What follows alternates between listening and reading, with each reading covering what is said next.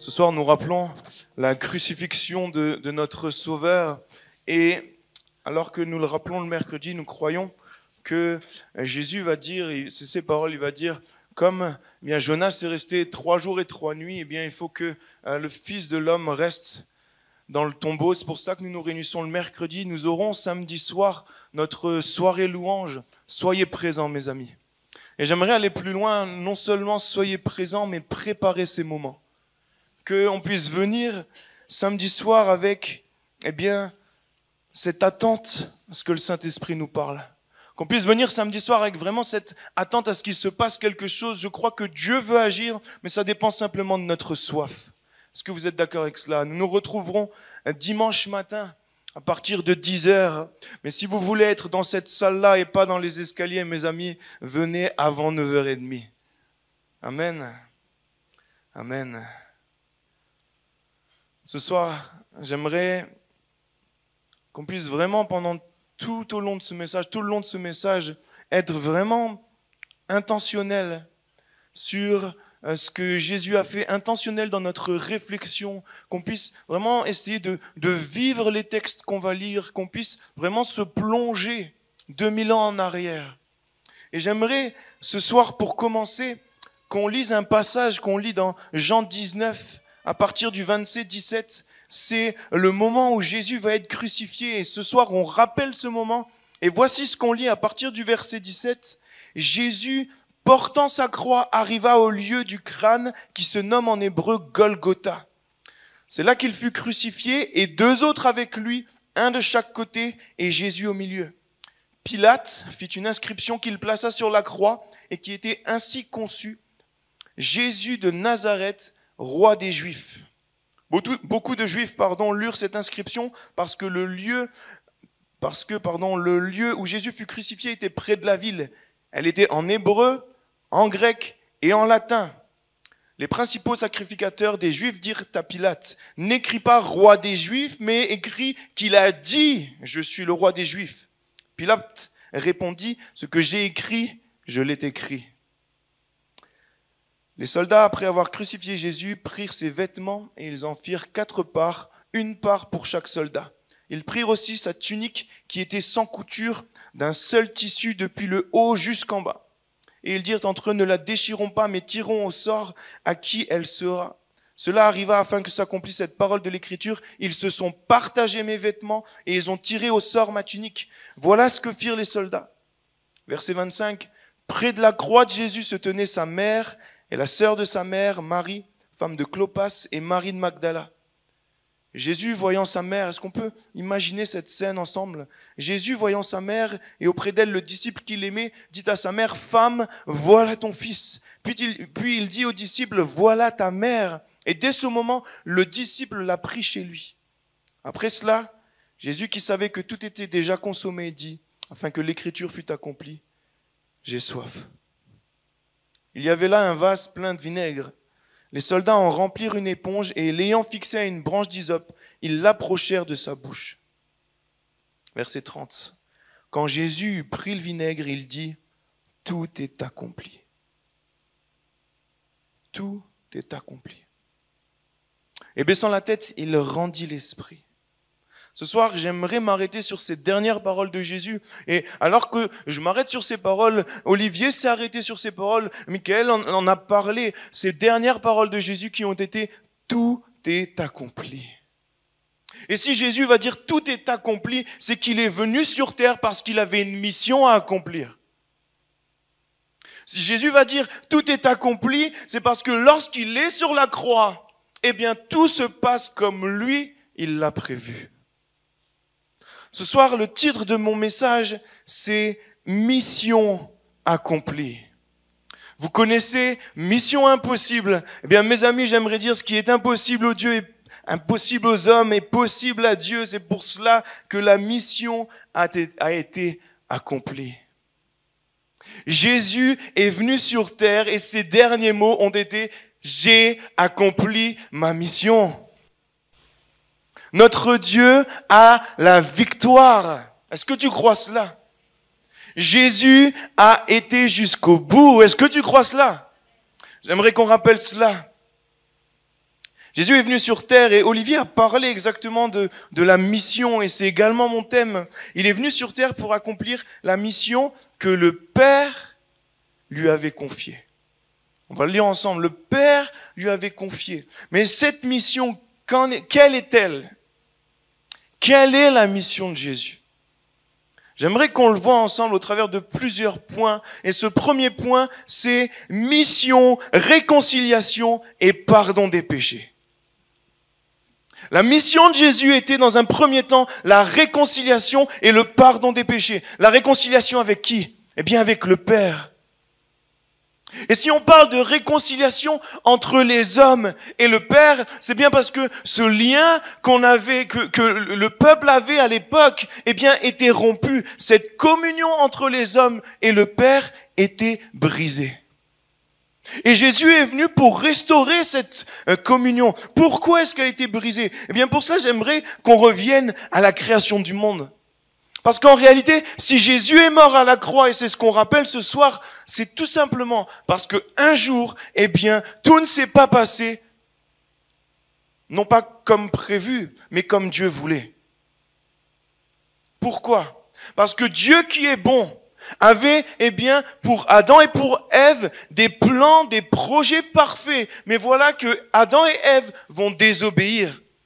Dieu va les créer en disant, eh bien, occupez-vous du jardin, eh bien, nourrissez-vous des différents fruits, mais par contre, et vous connaissez cette histoire, le fruit qui est au milieu du jardin, ce fruit de la connaissance du bien et du mal, eh bien, vous n'en mangerez pas.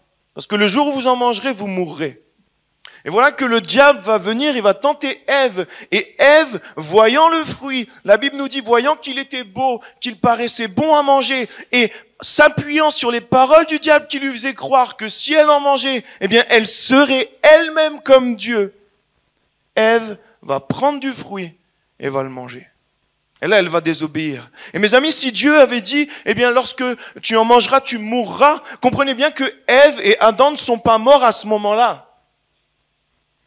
Ils ont vécu encore des centaines d'années. Par contre, ils sont morts spirituellement. Et lorsque je parle de mort spirituelle, je parle justement de cette communion entre les hommes, entre Adam et Ève et Dieu. Et si Jésus est mort à la croix, c'est justement à cause de cette relation qui est brisée.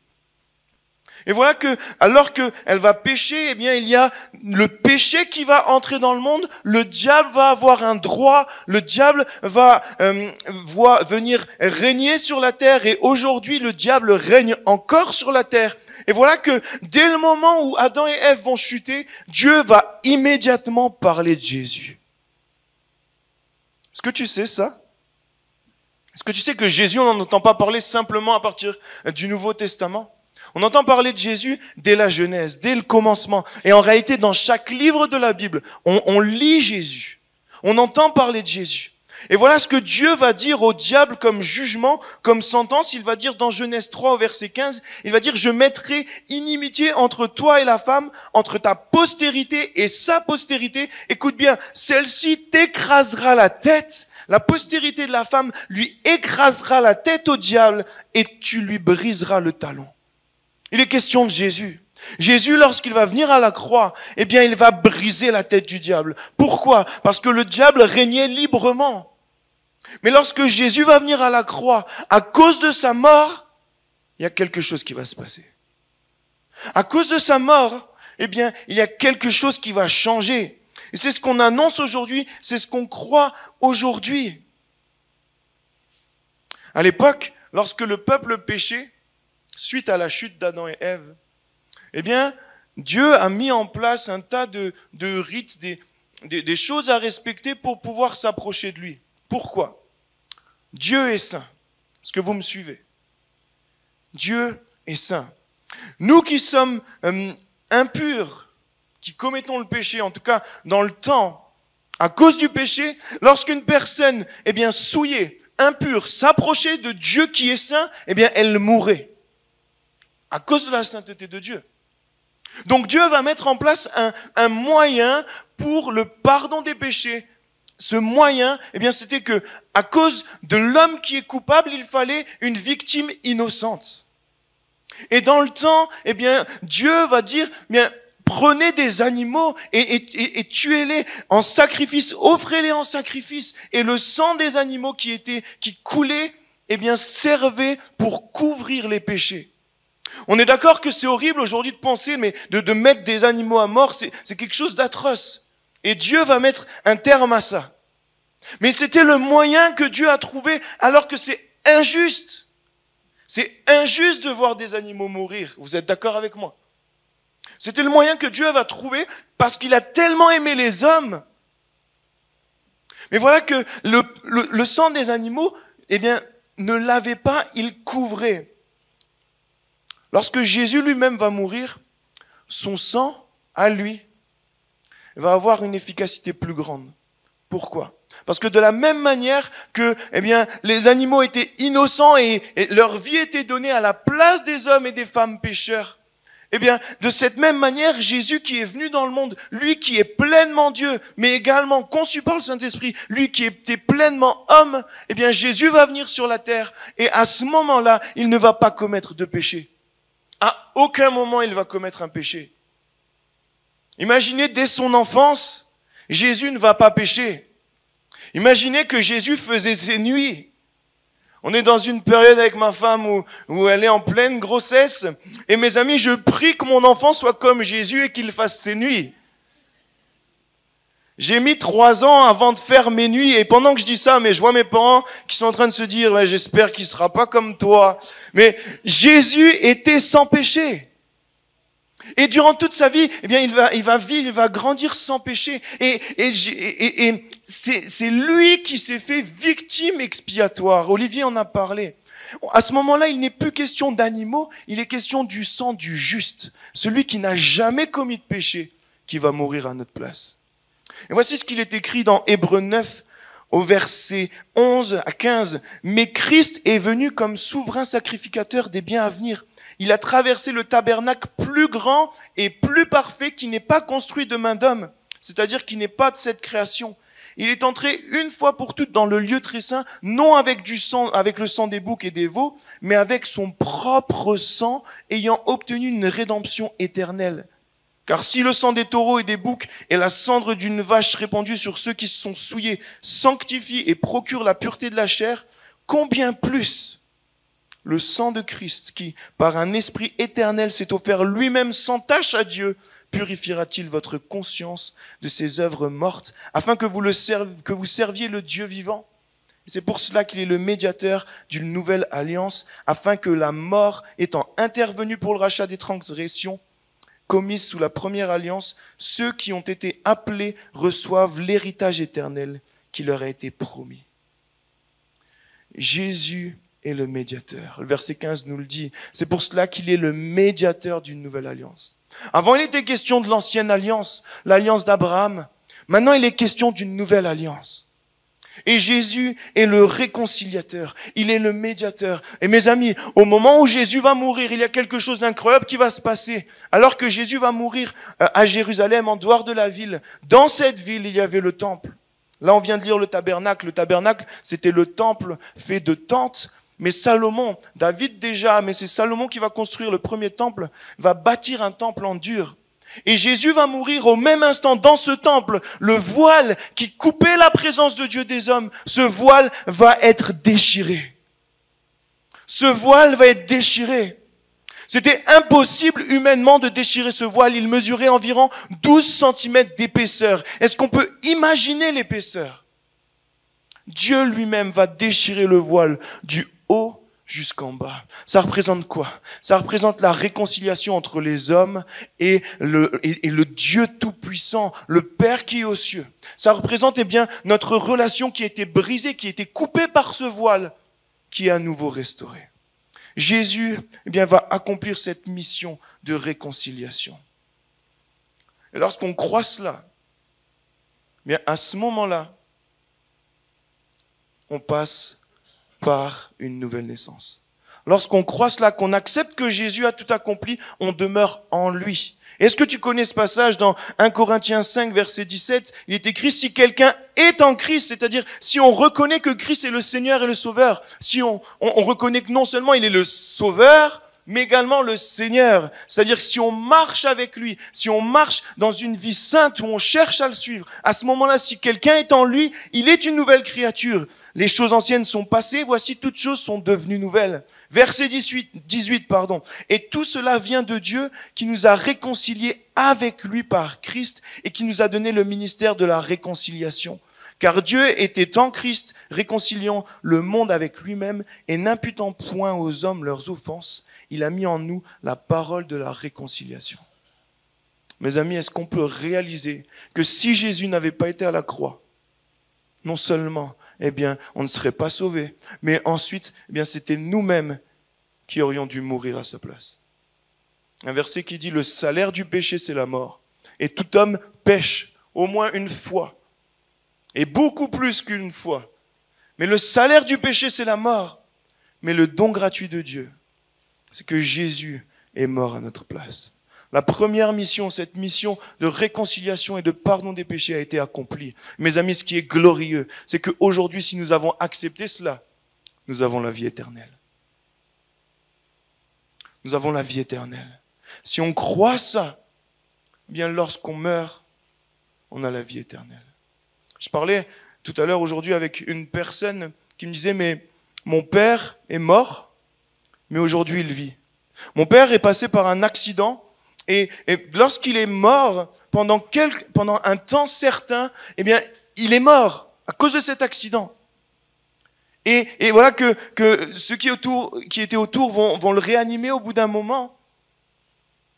Et il va revenir à la vie. Et cette personne avec qui je discutais m'a dit, mais ce qui est incroyable, c'est que pendant cette mort, il s'est passé quelque chose. Et mon père le témoigne, c'est lui qui me dit ça. Il dit, mon père témoigne qu'en réalité, pendant ce temps, lui, il n'était pas mort. Il se passait quelque chose. Sa mort a été reconnue, mais lui, il vivait en continu. Et voilà ce qui s'est passé. Il était comme dans un lit bien au chaud. Et il schématisait ça comme une chambre, il se sentait comme dans une chambre, et il entendait de l'autre côté de la pièce un brouhaha, des gens, etc. Et il s'est dit, mais il y a des gens, c'est cool, j'ai envie d'aller, ça a l'air tellement bien. Et là, dans sa mort, en réalité, ce qu'il vit, il commence à se lever, et là, il y a une main qui le reprend calmement, qui le met au lit, qui dit, reste bien au chaud, car ton heure n'est pas encore venue. Pour l'instant, il n'est pas encore temps que tu y ailles de l'autre côté. Et cette personne, à ce moment-là, va être réanimée et elle va réouvrir les yeux. Mes amis, je crois que lorsqu'on accepte Jésus comme notre sauveur, il y a la vie éternelle à la clé. Est-ce que tu crois cela? Est-ce que tu crois cela? Mission numéro 2. Est-ce que vous l'acceptez? Voici la mission de Jésus. Deuxième point. Mission, acceptation et partage de l'évangile. Parce que même si là on a vu que Jésus est mort pour nous, si on veut la vie éternelle, si on veut être sauvé, il faut le croire. Parce que Jésus, lui qui est mort pour tous les hommes, pour toutes les femmes, malheureusement, tous les hommes et toutes les femmes ne vont pas bénéficier de ça. Et l'une de ses missions a été justement de faire accepter ça autour de lui. Oui, il est mort, mais il a également partagé l'évangile. Il a également parlé de qui il était, lui, le Christ, le Messie. Et voici qu'à un moment, dans son ministère, il y a un chef des Juifs qui va venir le voir secrètement parce que les chefs juifs étaient en rébellion contre Jésus, mais cet homme va venir le voir secrètement de nuit. Cet homme s'appelle Nicodème. Et il va dire, mais Rabbi, maître, j'ai des questions à te poser. Nicodème était en train d'ouvrir les yeux sur qui est Jésus. Et il va lui dire, mais j'ai des questions à te poser et on peut le lire ensemble. Je ne vais pas le lire en entier ce soir, mais il y a une conversation entre cet homme, ce chef, et Jésus. Et voilà que Jésus, à un moment, va lui dire, mais il faut que tu naisses de nouveau. Il va lui enseigner pas mal de choses. Et Jésus, à un moment, va ramener Nicodème sur un terrain qu'il connaît. Parce que Nicodème enseignait la Torah. Il enseignait l'Ancien Testament. Et pour que Nicodème comprenne, Jésus va le ramener là où Nicodème était à l'aise. Et voilà que Jésus va parler de Moïse. Voici ce qu'on lit dans Jean 3, verset 14. Jésus va dire, Comme Moïse éleva le serpent dans le désert, il faut de même que le Fils de l'homme soit élevé, afin que quiconque croit en lui ait la vie éternelle. Verset 16, le verset le plus connu de la Bible. Car Dieu a tant aimé le monde qu'il a donné son Fils unique, afin que quiconque croit en lui ne périsse point, mais qu'il ait la vie éternelle. Jésus va dire à Nicodème, de la même manière que Moïse va élever le serpent, il faut que le Fils de l'homme soit élevé. Comme ça, ceux qui croient en lui pourront bénéficier de la vie éternelle. Il parle du serpent. Est-ce que vous savez ce que c'est cette histoire du serpent? Il ne s'agit pas du serpent qui a tenté Ève. Pour comprendre, eh bien, il faut revenir au temps de Moïse. Moïse conduit le peuple hébreu dans le désert. Et ils vont rester au total 40 ans dans le désert. Et voilà que Moïse va conduire le peuple a faim, Dieu va envoyer la manne. La manne, ça avait le goût d'un gâteau de miel, c'était bon. Dieu va envoyer des cailles pour que, eh bien, ils puissent manger. Dieu va pourvoir aux besoins du peuple. À un moment, le peuple va arriver à un endroit, ils ont soif. Eh bien, Dieu va dire à Moïse, parle au rocher, et de l'eau va jaillir, de l'eau a jailli. Dieu répondait aux besoins du peuple. Et je rappelle également que quelques années avant, eh bien, Dieu va ouvrir la mer en deux. C'est-à-dire que le peuple connaissait Dieu, connaissait la puissance de Dieu. Mais voilà qu'au bout d'un moment, Dieu va dire à Moïse et au peuple, il va dire, maintenant, partez de l'endroit où vous êtes et allez à une autre destination. Et ce séjour, ce voyage, durait environ une dizaine de jours, d'accord? Le peuple devait partir d'un point A, arriver à un point B, il y avait environ 200 kilomètres. 200 kilomètres à pied, ça... C'est pas biblique, mes amis, ça, vous savez. Et voilà que Moïse va conduire le peuple, et le peuple, à un moment, va commencer à s'impatienter. Le peuple va commencer à murmurer contre Dieu et contre Moïse. Vous savez ce que le peuple va dire? Il va dire, pourquoi vous nous avez conduits dans le désert? Il va s'adresser à Moïse et à Dieu en même temps, ils vont le mettre dans le même lot. Ils vont dire, mais pourquoi est-ce que vous nous avez conduits dans le désert? On était mieux en Égypte. Et là, ils vont pécher contre Dieu parce qu'ils sont en train de dire que si Dieu nous a emmenés là, c'est parce qu'il veut nous faire mourir. Mensonge, c'est faux. Le peuple va s'impatienter. Le peuple orgueilleux va critiquer Dieu, va critiquer le serviteur de Dieu. Et voilà que Dieu, par punition, va envoyer des serpents brûlants. Je me suis renseigné, j'ai voulu voir qu'est-ce que c'était ces serpents brûlants. En réalité, dans cette période, dans cet endroit, dans le désert où ils sont, au Moyen-Orient, etc., il y a des serpents avec des cornes. J'ai oublié le nom, je crois que c'est des cérastes, ça s'appelle, je crois. Excusez-moi, je suis pas un pro. Mais c'est des serpents, déjà ils ont la couleur du feu, ils sont orange, brun, comme ça, ils se cachent dans le sable. Et lorsqu'ils vont mordre, eh bien, les douleurs sont atroces, comme si c'était une brûlure. Et au bout d'un moment, avec les douleurs atroces, les personnes vont mourir. Et voilà que Dieu va envoyer les serpents, et le peuple, à ce moment-là, va se repentir. Et ils vont dire à Moïse, mais prie Dieu pour qu'il nous guérisse. Prie Dieu pour qu'il arrête les serpents, pour qu'il fasse fuir les serpents. Et voilà que Moïse va prier, et Dieu va dire à Moïse, écoute bien ça, c'est le passage que Jésus est en train d'expliquer à Nicodème. Il va dire, eh bien, fais un serpent d'airain en bronze, crée un serpent, mets-le sur une perche et plante-le. Et tous ceux qui regarderont à ce serpent seront guéris instantanément. Et Moïse va le faire. Mais mes amis, ce qui est incroyable, c'est que alors que Moïse va mettre le serpent, il va planter le serpent pour que tout le monde puisse le voir, que tous ceux qui étaient mordus puissent regarder et recevoir la guérison, eh bien, il n'y a pas tout le monde qui a regardé à ce serpent. Est-ce que c'est pas fou quand on y pense? Il y a une catégorie de personnes qui a regardé, se repentant de ses fautes, et a regardé à ce serpent. Mais il y a une catégorie de personnes qui n'a pas voulu. Peut-être par orgueil, peut-être pour un tas d'autres raisons, mais voilà qu'une catégorie de personnes a refusé de regarder au serpent. Alors que c'était tellement simple. C'était tellement simple de recevoir la guérison à ce moment-là.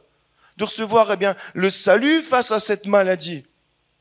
Et Jésus va dire à Nicodème, il va dire, mais de cette même manière, il faut que le Fils de l'homme soit élevé. Jésus est en train de parler de lui, il dit, mais de cette même manière, il faut que je sois élevé pour que toutes les personnes qui regardent à moi soient sauvées. Mais mes amis, pourquoi tant de personnes n'osent pas regarder à Jésus? C'est tellement simple. C'est tellement simple et tellement compliqué. La Bible dit que celui qui a l'amour de la vérité, qui cherche Dieu réellement, eh bien le trouve. Et lorsqu'on a ce cœur d'enfant, ça devient tellement simple. Et voilà que la mission de Jésus, l'une des missions était de faire passer l'évangile pour que le peuple puisse croire en lui. Il va parler en parabole, il va parler de plusieurs manières justement pour que ça soit compréhensible, pour que le peuple croie en lui. Cette mission numéro 2. J'arrive à mon troisième point, mission numéro 3. Mission destruction des œuvres du diable. L'une des missions de Jésus, alors qu'il nous a réconciliés avec le Père, on est pardonné de nos péchés, on a la vie éternelle si on croit en lui. Alors qu'on a cette foi en lui, l'une de ses missions, ça a été la destruction des œuvres du diable. Est-ce que tu crois cela? Est-ce que dans ta vie, certaines fois, tu n'as pas envie que les œuvres du diable soient détruites? Mon ami, c'est possible parce que Jésus a tout accompli à la croix. J'aimerais vraiment m'arrêter sur cela. 1 Jean 3, verset 8. Il est écrit, « Celui qui pêche est du diable, car le diable pêche dès le commencement. Le Fils de Dieu a paru afin de détruire les œuvres du diable. » Ça, c'est la vérité de la parole de Dieu. Ça veut dire que, qu'importe les situations que tu vis, si tu le crois avec foi, et si tu proclames la parole de Dieu qui est vraie, qui est oui et amen, à ce moment-là, tu manifestes la foi et tu saisis cette victoire. Il est bon certaines fois dans nos situations de citer la Bible. Pour citer la Bible, mes amis, il faut connaître la Bible. Et lorsqu'on connaît la Bible, il y a comme une force, on saisit cette force. On combat avec l'épée de la parole de Dieu. Et Jésus est venu, il a paru afin de détruire les œuvres du diable. Quelles sont les œuvres du diable? Les œuvres du diable, en réalité, c'est toutes les conséquences du péché d'Adam et Ève. Les œuvres du diable, c'est lorsque Adam et Ève vont pécher, le diable va avoir un droit, mais le mal va entrer dans le monde. Et aujourd'hui, si le diable règne encore dans le monde, et on a juste à regarder autour de nous, on voit que c'est pas Dieu qui règne dans le monde. Par contre, Dieu est au-dessus. Dieu est tout-puissant. Dieu est plus fort que le diable. Et un jour viendra, et on lit dans la Bible, où Dieu va mettre un terme à cela. Et oui, on pourrait se dire, mais pourquoi ce jour n'arrive pas plus vite? Mais il y a un jour où Jésus va revenir et il va mettre un terme à toutes ces guerres, à tout ce mal qu'on voit dans le monde. Mais aujourd'hui, le diable agit encore. Par contre, ceux qui croient en Jésus peuvent avoir la victoire. Parce que Jésus a vaincu ses œuvres. Ses œuvres, ça peut être la maladie premièrement. La maladie, c'est une conséquence du péché d'Adam et Ève. La souffrance, l'oppression, la peur, l'angoisse. Tellement de conséquences suite au péché. Lorsque Jésus était sur la terre, il accomplissait des prodiges et des miracles. On le lit dans Matthieu 8, versets 16 et 17. Le soir, on amena auprès de Jésus plusieurs démoniaques. On chassa les esprits par sa parole et il guérit tous les malades afin que s'accomplisse ce qui avait été annoncé par Ésaïe le prophète. Il a pris nos infirmités et il s'est chargé de nos maladies. Pierre va le dire également dans 1 Pierre 2, verset 24. Lui qui a porté lui-même nos péchés, non seulement nos péchés en son corps sur le bois, afin que morts au péché nous vivions par la justice, lui par les meurtrissures duquel vous avez été guéris. Vous avez été guéris. L'une des œuvres du diable, c'est la maladie et Jésus nous a guéris à la croix. Et mes amis, même si la maladie aujourd'hui est un sujet tellement complexe, je crois fermement que si on croit que Dieu est tout-puissant, si on accepte Jésus et qu'on le reçoit avec foi, qu'on reçoit cette guérison, qu'on reçoit qu'il nous a déjà guéris, on peut voir cette guérison se manifester. Alors oui, il y a des choses qu'on ne comprend pas. Mais mes amis, c'est pas parce qu'on ne comprend pas certaines choses que notre foi doit baisser. C'est pas parce qu'on ne comprend pas, qu'on n'a pas réponse à tout, qu'on doit remettre en question la parole de Dieu. Notre foi doit être amenée à conduire. J'avance rapidement. Troisième point, la mission de Jésus était de détruire les œuvres du diable. Dernier point, la mission a été de porter sa croix. Jésus a porté sa croix. Jésus, lorsqu'il va être jugé, condamné, va porter sa croix et il va remonter jusqu'au lieu Golgotha, au mont Golgotha, et il va porter sa croix. Mais la croix était lourde. Et une personne en particulier va l'aider. Mais si Jésus a porté sa croix, eh bien, il veut de la même manière que nous apprenons à porter notre croix. Mes amis, ce qui est étonnant, c'est que Jésus va porter sa croix. Mais bien avant, vous savez ce qu'il va dire à ses disciples? Il va dire dans Matthieu 16, verset 24, alors Jésus dit à ses disciples, si quelqu'un veut venir après moi, qu'il renonce à lui-même, qu'il se charge de sa croix et qu'il me suive. Vous savez quoi? Je vais vous confesser quelque chose. J'ai compris ça il y a 3 heures. Jésus va dire à ses disciples, si quelqu'un renonce à lui-même, si quelqu'un veut me suivre, qu'il renonce à lui-même et qu'il se charge de sa croix, alors que Jésus n'avait même pas été sur la croix. Est-ce que vous avez déjà compris ça? Sûrement, mais pas moi. Mais alors que c'est logique, bien évidemment, Jésus va pas dire ça sur la croix, mais Jésus va dire, il faut que vous portiez votre croix. Comment les disciples vont le comprendre, ça? Est-ce que les disciples vont comprendre cette image pleinement alors que Jésus lui-même n'a pas été sur la croix? Même si Jésus n'avait pas encore été sur la croix, eh bien, la croix existait déjà. C'était un objet de torture des Romains. C'était, mes amis, dans le temps, comme la chaise électrique de l'époque. C'était l'objet de mort le plus atroce, le plus terrible. Et personne qui était mise sur la croix pouvait vivre plusieurs jours. C'était horrible. La respiration se coupait à chaque fois. C'était horrible. Et Jésus, en parlant de la croix, il va parler, et Pasteur en a parlé justement dimanche dernier, il va dire qu'il y a un autre côté de la croix, qui est de mourir à soi-même. Et Jésus, après, plus tard, montrera l'exemple en lui-même donnant sa vie. Mais Jésus est en train de parler de l'importance de porter sa croix, de l'importance du renoncement. C'est quoi le renoncement? Le renoncement, mes amis, c'est la sanctification. C'est crucifier la chair. Comment? Pourquoi? Henri l'apporte bien et on a des enseignements à l'église par plusieurs intervenants ici. Et lorsqu'on se tourne vers Dieu, qu'on est de nouveau à ce moment-là, notre esprit va être régénéré, restauré, va naître de nouveau. Par contre, en nous, il y a toujours une puissance de péché qui est la trace du péché originel de Adam et Ève. Cette puissance, on l'appelle la chair. La chair, c'est pas la viande, ok? C'est pas ce qu'on voit comme ça. La chair, c'est une puissance de péché qui agit. C'est une puissance en nous qui nous pousse à pécher. C'est le principe de la chair. Paul va également en parler au travers des différentes épîtres qu'il va écrire. Et voilà que cette chair agit en nous et nous pousse à pécher. C'est pour ça que, mes amis, certaines fois, on a des réactions qui ne glorifient vraiment pas Dieu. On fait des choses qui ne sont pas du tout à la gloire de Dieu. Pourquoi? Parce qu'on se laisse aveugler par la puissance de péché. Pourquoi? Parce qu'on n'est pas là en train de crucifier cette puissance de péché, en train de la mettre à mort. Et là, Jésus est en train de dire, celui qui veut me suivre, eh bien, il faut qu'il apprenne à crucifier la chair. Et je crois que le message de la croix ce soir, l'une des facettes de la croix, et on en a parlé dimanche, c'est la mort à soi-même.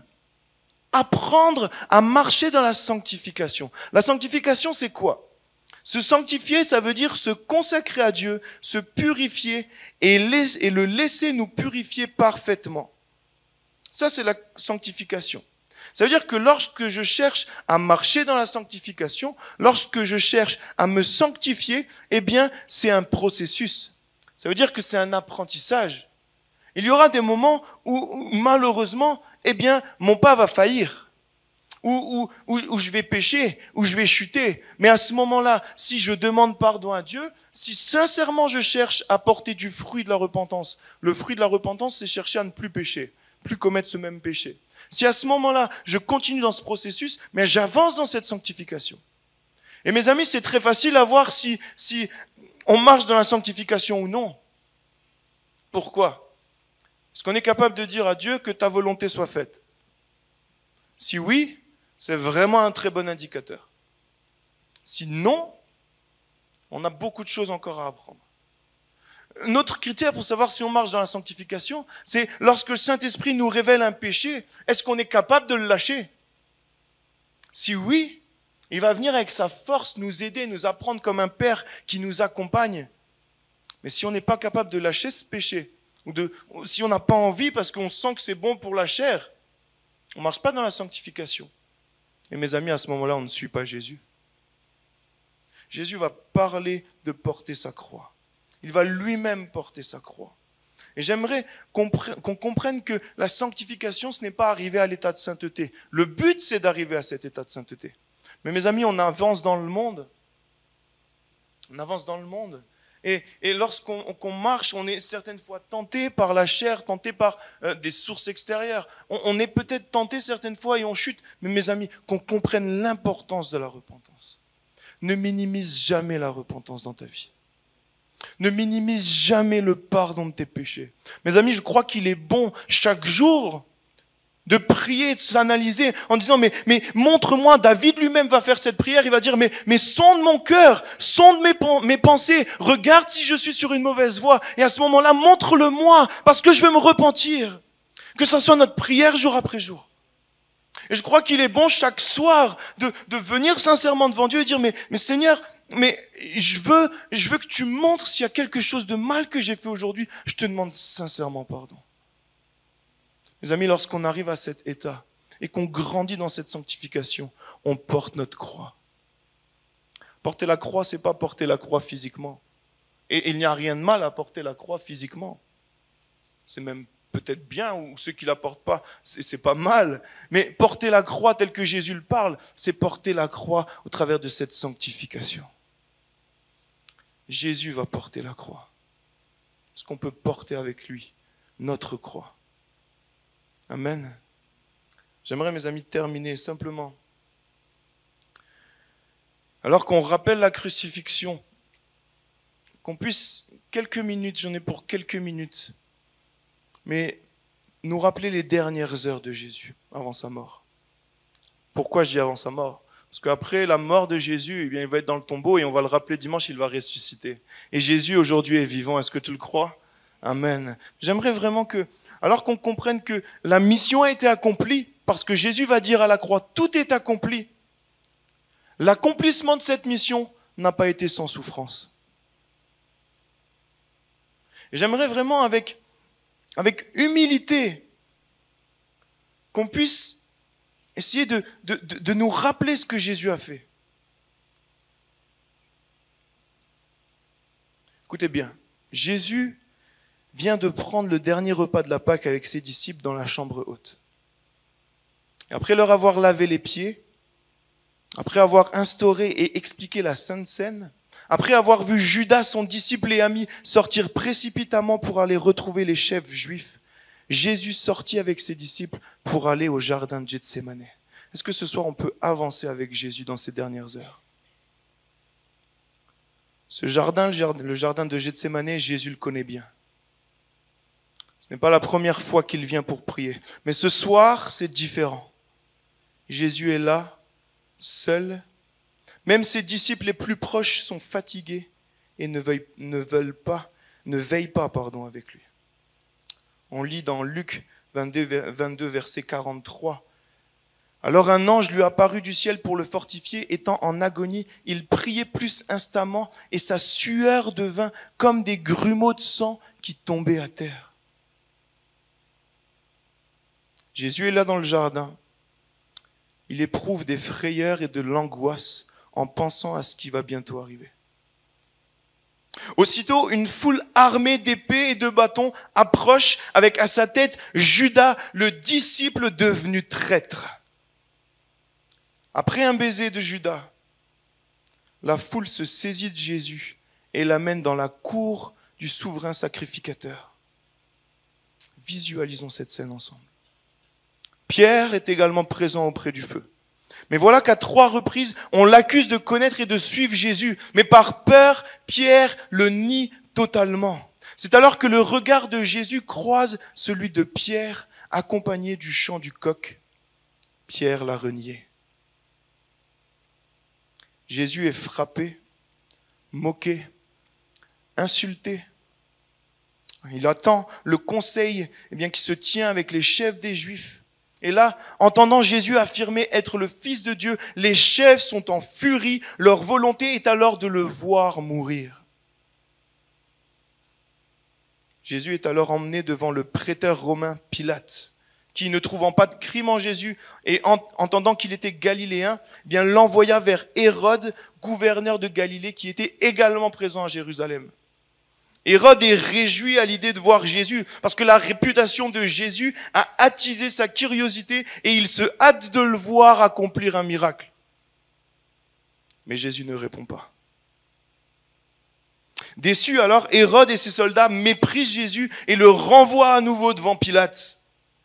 Jésus est alors à nouveau malmené, et cette fois, il subit la flagellation.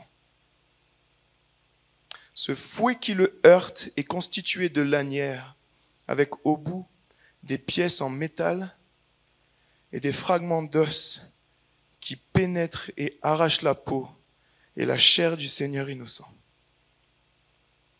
39 coups de fouet, c'est le maximum autorisé par la loi romaine. Jésus est mutilé, son sang se répand sur le sol.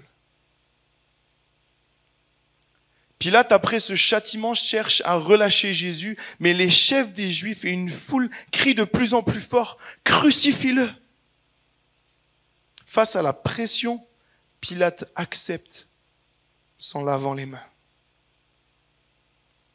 Même Barabbas, ce criminel meurtrier, se voit être relâché à la place de Jésus. La croix est lourde. Jésus, le corps en sang, ne peut la porter seul. C'est alors qu'étant arrivé au mont Golgotha, le lieu de crucifixion, Jésus est allongé sur le bois posé au sol. Les clous frappés au marteau craquent les os qui s'enfoncent. Ces clous fixent le Seigneur sur la croix. Plusieurs portent la croix et la redressent, et voici que celui qui est descendu du ciel est élevé à plusieurs mètres du sol à la vue de la foule passante.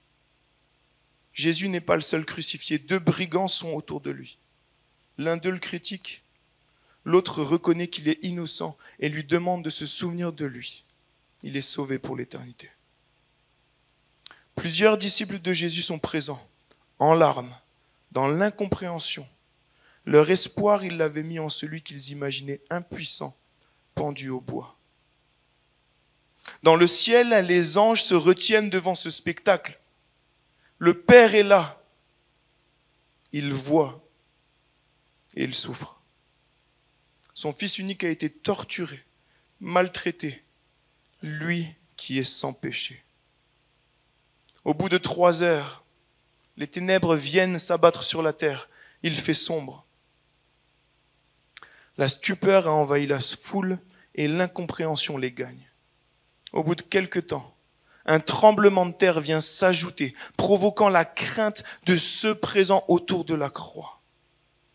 Devant les soldats, les chefs juifs, quelques disciples et la foule, le Seigneur exprime ses derniers mots avant de rendre l'esprit. Tout est accompli. Est-ce que les musiciens peuvent venir? Mes amis, j'ai passé la journée à essayer de me rappeler cela. Et je ne vous cache pas qu'en écrivant ce texte, j'ai été tellement bouleversé en fait. Il a accompli la mission. Mais cette mission accomplie n'a pas été faite sans souffrance. Est-ce que ce soir, devant cette souffrance, mais devant cette victoire de Jésus, on peut simplement être reconnaissant? Est-ce que ce soir, ça peut être de la gratitude qui sorte de nos cœurs? Est-ce qu'on peut fermer nos yeux ensemble?